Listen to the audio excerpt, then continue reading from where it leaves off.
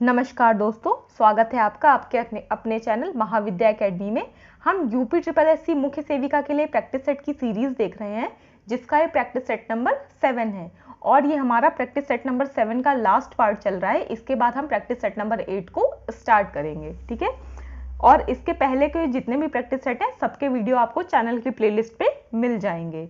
तो आज का फर्स्ट क्वेश्चन है, बोलने से पूर्व बालक इस भाषा का उपयोग करते हैं। किसका? तुतलाना, बलबलाना, एक शब्द या सांकेतिक भाषा। तो किसका प्रयोग करते हैं? आपका जो बालक होते सबसे पहले प्रयोग करते हैं ऑप्शन नंबर डी, सांकेतिक भाषा का। देखिए, जो छोटा बच्चा है वो इशारे से अपनी बात समझाने की कोशिश करता है, ठीक है। आप सभी ने किसी ना किसी छोटे बच्चे को सामने बड़ा होता हुआ देखा होगा। देखिए, उच्च ताप के प्रयोग द्वारा सूक्ष्म जीवाणुओं की वृद्धि से बचाव कर भोजन को परिरक्षित करने की विधि है। कौन सी? विकिरण, शुष्कीकरण, धुएं द्वारा या निसंक्रमीकरण। कौन सी है? तो ये आपकी विधि है निसंक्रमीकरण, ठीक है। देखिए, ये एक खाद्य पदार्थों को संरक्षित रखने का क्या है, एक तरीका है जिसमें उच्च ताप पर जीवाणुओं को निष्क्रिय कर दिया जाता है, ठीक है। तो इससे क्या होता है, जो आपका भोजन है वो परिरक्षित रह जाए। अगर भाई जीवाणु ही मर जाएंगे तो वो सुरक्षित रहेगा ना भोजन, ठीक है। नेक्स्ट देखिए, म्यूकस, एस्परजिलस और इर्गोट जैसे कवक इसके सामान्य दूषक हैं। किसके किसके? सुअर और गाय का मांस, फीताकृमि और वलयकृमि, जीवाणु और विषाणु, डबल रोटी और अनाज। तो ये किसके किसके हैं? ये है आपका ऑप्शन नंबर डी। जो आपका म्यूकस, एस्परजिलम और इर्गोट है, ये डबल रोटी और अनाज के सामान्य दूषक हैं, ठीक है।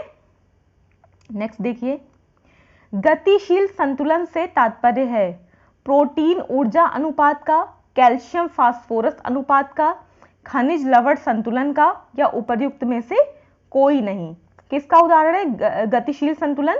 गतिशील संतुलन आपका उदाहरण है ऑप्शन नंबर ए, प्रोटीन ऊर्जा अनुपात का, ठीक है।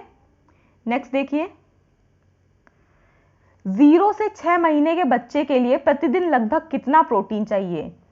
0.5 ग्राम पर किलो, 1 ग्राम पर किलो, 1.5 ग्राम पर किलो या 2 ग्राम पर किलो। कितना प्रोटीन चाहिए 0 से 6 महीने के बच्चे के लिए? यानी कि जो एकदम नवजात पैदा हुआ बच्चा है तब से लेकर 6 महीने तक के बच्चे के लिए कितना प्रोटीन चाहिए होता है? ये चाहिए होता है आपका ऑप्शन नंबर ए, 0.5 ग्राम पर किलो केजी।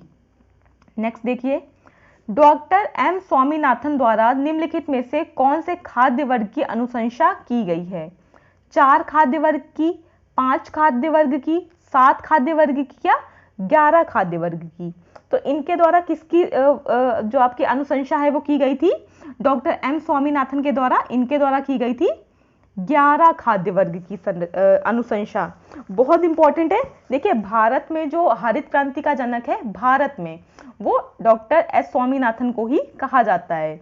तो इनसे रिलेटेड हर चीज उसमें इंपॉर्टेंट है। तो इन्होंने जो खाद्य वर्ग बनाए थे, इन्होंने कहा था वो 11 होने चाहिए। 11 कौन कौन से हैं ये भी एक बार देख लीजिए। पहला है अनाज एवं ज्वार बाजरा। सेकंड है आपका दालें या फलियां।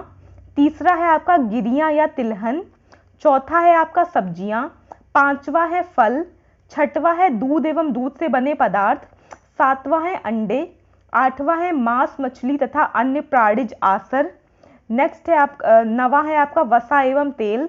10वां है आपका शक्कर एवं अन्य स्टार्च युक्त आहार। और 11वां है आपका मिर्च तथा मसाले। इसको एक बार फिर से बैक करके देख लीजिएगा और नोट कर लीजिएगा कि वो 11 कौन कौन से हैं। नेक्स्ट देखिए, आपसे 11 पूछे नहीं जाएंगे, लेकिन आपको 4 ऑप्शन दे दिए जाएंगे, ठीक है। आपसे ये पूछ लेगा इनमें से कौन सा नहीं है, ठीक है। इस तरह से क्वेश्चन बनाए जाते हैं। नेक्स्ट देखिए, भारत में पोषक तत्व की कमी से सर्वाधिक रूप से पाई जाने वाली बीमारी है कौन सी? ऊर्जा प्रोटीन कुपोषण, कैल्शियम की कमी, फास्फोरस की कमी या विटामिन सी की कमी। तो ये कौन सा पाया जाता है? यह है आपका ऑप्शन नंबर ए, ऊर्जा प्रोटीन की कमी, ठीक है। जो पोषण तत्वों की कमी से सबसे ज्यादा भारत में जो बीमारी देखी जाती है वो है ऊर्जा प्रोटीन कुपोषण। नेक्स्ट है, शुद्ध जल होता है मीठा, गंधहीन तथा रंगहीन, खारा तथा गंधहीन, स्वादहीन, गंधहीन तथा रंगहीन, मीठा, गंधहीन तथा पारदर्शी। क्या होता है ये जो शुद्ध जल है आपका, उसमें देखिए ना ही उसका कोई रंग होता है, ना ही उसका कोई स्वाद होता है, और ना ही उसकी कोई स्मेल यानी कि ना ही उसकी कोई गंध होती है। तो क्या हो जाएगा आपका ऑप्शन नंबर सी। नेक्स्ट देखिए, 16-17 वर्ष आयु की लड़की के लिए जिंक का RDA डेली मतलब पर डे कितना होना चाहिए, 12 mg per day, 11 mg per day, 8 mg per day या 10 mg पर डे। कितना होना चाहिए, ये होना चाहिए आपका option number A, 12 mg per day होना चाहिए। ठीक है, ऑप्शन नंबर ए। नेक्स्ट देखिए, स्टार्च इज अ, स्टार्च निम्न है, स्टार्च क्या है, मोनोसेकेराइड, डाइसेकेराइड, पॉलीसेकेराइड या मोम। तो स्टार्च इनमें से क्या है, स्टार्च है आपका ऑप्शन नंबर सी, पॉलीसेकेराइड। ठीक है, ये याद रखिएगा, इंपॉर्टेंट है। स्टार्च क्या है आपका, स्टार्च आपका पॉलीसेकेराइड है। और ये कैसे बनता है, ये मनुष्य तथा शाकाहारी जंतुओं के लिए जो मुख्य पोषक तत्व होता है। और देखिए हम लोग को स्टार्च कैसे मिलता है, हम लोग के लिए जो स्टार्च का मुख्य स्रोत है वो अनाज, फल, कंद, सब्जियां और स्टार्च मतलब ये सब क्या है, स्टार्च के प्रमुख स्रोत हैं। नेक्स्ट देखिए, मानव शरीर में प्रोटीन का प्रमुख कार्य निम्नलिखित में से कौन सा है, कब्ज को रोकती है, हड्डियों को और दांतों को मजबूत बनाती है, दृष्टि को सुधारती है और ऊतकों की मरम्मत करता है। ठीक है, तो क्या है इसमें आपका ऑप्शन नंबर डी, प्रोटीन का जो मानव शरीर में प्रमुख कार्य है वो है ऊतकों की मरम्मत करना। ठीक है, नेक्स्ट देखिए, जो आपके टिश्यूज होते हैं उनकी लगातार क्या करना, उनका ग्रोथ, डेवलपमेंट और उनमें जो नए नए वो बनते रहते हैं उनकी लगातार मरम्मत करना। नेक्स्ट देखिए, वसा या तेल को अधिक देर तक गर्म करने से एक हानिकारक पदार्थ बनता है जिसको क्या कहते हैं, कोलेस्ट्रॉल, एक्रोलिन, लिनोलिक अम्ल या इनमें से कोई नहीं। तो ये आपका बनता है ऑप्शन नंबर बी, एक्रोलिन। याद रखिएगा, वसा या तेल को तभी कहा जाता है ना कि तेल को बार बार गर्म करके उसमें चीजें नहीं पका के खानी चाहिए, उसमें छनी हुई चीजें नहीं खानी चाहिए, क्योंकि इसमें बार बार गर्म होने से, बहुत अधिक ताप पर गर्म होने से उसमें एक्रोलिन बन जाता है जो क्या है, शरीर के लिए एक हानिकारक पदार्थ है। नेक्स्ट देखिए, नेक्स्ट है आपका ऑप्शन नंबर क्वेश्चन नंबर 88, इस भोज्य पदार्थ में जिसमें रेटिनॉल की अधिक मात्रा पाई जाती है कौन सा है वो, कॉड लीवर तेल है, मक्खन है, शार्क लीवर तेल है या माता का दूध है। कौन सा है ये जिसमें रेटिनॉल की जो मात्रा है वो सबसे अधिक पाई जाती है, ये आपको पता होगा, ये क्या है, शार्क लीवर तेल में। ठीक है, नेक्स्ट देखिए, नेक्स्ट है आपका, वो परिवार जो मां के नाम से चलते हैं उन्हें कहते हैं मैट्रिऑर्कल परिवार, पैट्रिऑर्कल परिवार, पॉलीगाइनस परिवार या पॉलीएंड्रस परिवार। ये क्या होता है, उन्हें क्या कहते हैं, आपका ऑप्शन नंबर 89 का हो जाएगा ए, उसको कहते हैं मैट्रिऑर्कल परिवार। ठीक है, देखिए आपको नाम से भी समझ में आ रहा होगा। नेक्स्ट क्वेश्चन देखिए, नेक्स्ट क्वेश्चन है आपका, बालकों के घर छोड़ने एवं आत्मनिर्भर होने के बाद प्रारंभ होने वाली पारिवारिक जीवन चक्र की अवस्था है कौन सी, स्थापत्य काल, पुनर्व्यवस्था काल, प्रक्षेपण काल या अवकाश प्राप्ति काल। कौन सा है, यह है आपका ऑप्शन नंबर बी, पुनर्व्यवस्था काल। नेक्स्ट देखिए, दहेज निषेध कानून इस मतलब किस वर्ष, यह इस बुराई को मिटाने का सरकारी तौर पर एक प्रयास था। आपसे पूछा है जो दहेज निषेध कानून है ये कब आया था, ये भी आप पहले पढ़ चुके हैं, ये कब आया है, 1970 में, 1971 में, 1961 में या 1959 में। तो ये कब आया है, ये आप पहले 1 से 2 बार पढ़ चुके हैं, 1961 में। याद रखिएगा, जो आपका दहेज निषेध कानून है ये 1961 में आया था। नेक्स्ट देखिए, यह किसने माना था संस्थाएं एक समाज की व्यवस्था होती है, शॉन बर्क ने, डगलस नॉर्थ ने, जॉन डुई ने या पीटर एबलर्ड ने। ठीक है, तो ये किसने किया था, ये है आपका option number B, Douglass North. ठीक है, इन्होंने क्या माना था, जो संस्थाएं हैं वो एक समाज की व्यवस्थाएं होती हैं। नेक्स्ट देखिए, वह परिवार जो अपने पर्यावरण के साथ निरंतर परस्पर संबंधित रहता है कहलाता है क्या? खुली प्रणाली, बंद प्रणाली, अर्धबंद प्रणाली या अर्ध खुली प्रणाली। तो क्या कहलाता है ये? देखिए, जो पर्यावरण के साथ निरंतर संबंधित रहेगा तो ऑब्वियस सी बात है वो क्या कहलाएगा? खुली प्रणाली का। जो क्योंकि जो बंद प्रणाली होगी वो अपने उतने में सीमित रहेगी, या जो अर्धबंद है या अर्ध खुली है वो भी इस तरह का जो वो है वो नहीं कर सकती है। ठीक है, कोऑर्डिनेट नहीं कर सकती। तो इसका आंसर क्या होगा? ऑप्शन नंबर ए, खुली प्रणाली। नेक्स्ट देखिए, समाज की बुनियादी इकाई कौन सी है? ये तो आप अगर ऑप्शन ना हो तो भी बता सकते हैं, कौन सी है? स्कूल, अस्पताल, मंदिर या परिवार। तो ऑप्शन क्या होगा? ऑप्शन नंबर डी, परिवार।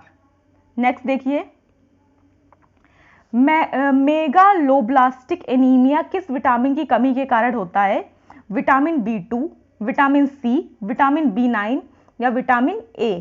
किसके कारण होता है ये होता है आपका option number C, vitamin B9। ठीक है, मेगालोब्लास्टिक जो एनीमिया है ये विटामिन B9 की कमी से होता है।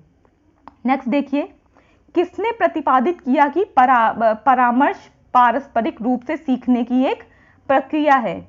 मायर्स ने, ब्रीवर ने, हैरमिन ने या विली एवं एंड्रू ने। किसने किया था? ये किया था आपका ऑप्शन नंबर डी, विली एवं एंड्रू होगी, एंड्रू होगा। ठीक है, तो जो परामर्श पारस्परिक रूप से सीखने की एक प्रक्रिया है ये आपका किसने प्रतिपादित किया है? विली एवं एंड्रू ने।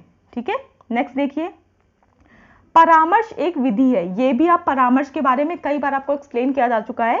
परामर्श क्या है? मौन धारण है, स्वीकृति है, पुनरावृत्ति है या उपर्युक्त सभी है। तो परामर्श देखिए ये तीनों ही क्या है? कहीं ना कहीं से परामर्श के रूप है। मौन धारण भी, पुनरावृत्ति भी और स्वीकृति भी। तो आंसर क्या हो जाएगा आपका? हो जाएगा ऑप्शन नंबर डी, उपर्युक्त सभी। देखिए, ये इंपॉर्टेंट क्वेश्चन है, विश्व स्वास्थ्य संगठन के कुल कितने सदस्य हैं? वर्ल्ड हेल्थ ऑर्गेनाइजेशन के कुल कितने सदस्य देश हैं आपसे पूछा है। तो ये जो आपका वर्ल्ड हेल्थ ऑर्गेनाइजेशन यानी कि WHO है, इससे कुल ऑप्शन नंबर बी 194 देश क्या हैं? इसके सदस्य हैं और इनमें 150 देशों में WHO के कार्यालय भी स्थित हैं। ठीक है, नेक्स्ट देखिए, यूनिसेफ की राष्ट्रीय समितियों की संख्या कितनी है? 36, 37, 38 या 48? कितनी है ये? जो यूनिसेफ की जो राष्ट्रीय समितियों की संख्या है ये है आपकी ऑप्शन नंबर सी, 38। ठीक है, और देखिए इसमें से प्रत्येक एक स्वतंत्र स्थानिक गैर सरकारी संगठन यानी कि NGO के रूप में स्थापित है और जो राष्ट्रीय समितियां सार्वजनिक क्षेत्र से धन जुटाती हैं। लास्ट क्वेश्चन देख रहे प्रैक्टिस सेट नंबर 7 का। UNDP यानी कि यूनाइटेड नेशंस डेवलपमेंट प्रोग्राम द्वारा जारी किए जाने वाले मानव विकास सूचकांक में निम्नलिखित में से क्या शामिल नहीं है? जीवन प्रत्याशा, शिक्षा, संपत्ति या प्रति व्यक्ति आय। क्या शामिल नहीं है? तो इसमें जो आपका ऑप्शन नंबर सी है ये संपत्ति शामिल नहीं है। जो आपका HDI इंडेक्स है, ह्यूमन डेवलपमेंट इंडेक्स है, HDI के बारे में भी आपको प्रीवियस वीडियोस में बताया जा चुका है विस्तार में। तो जो HDI है आपका ये 3 जो आपके मेजरमेंट है उस पे जो इंडेक्स है वो निकालता है, जीवन प्रत्याशा, शिक्षा और प्रति व्यक्ति आय पर। ठीक है, तो इसमें ऑप्शन नंबर सी आपका नहीं होगा। तो आज के वीडियो में इतना ही। यहीं पर आपका प्रैक्टिस सेट नंबर 7 कंप्लीट होता है और नेक्स्ट वीडियो में हम प्रैक्टिस सेट नंबर 8 को देखेंगे। वीडियो देखने के लिए thank you so much. Like, share और सब्सक्राइब करना मत भूलिएगा। Thank you.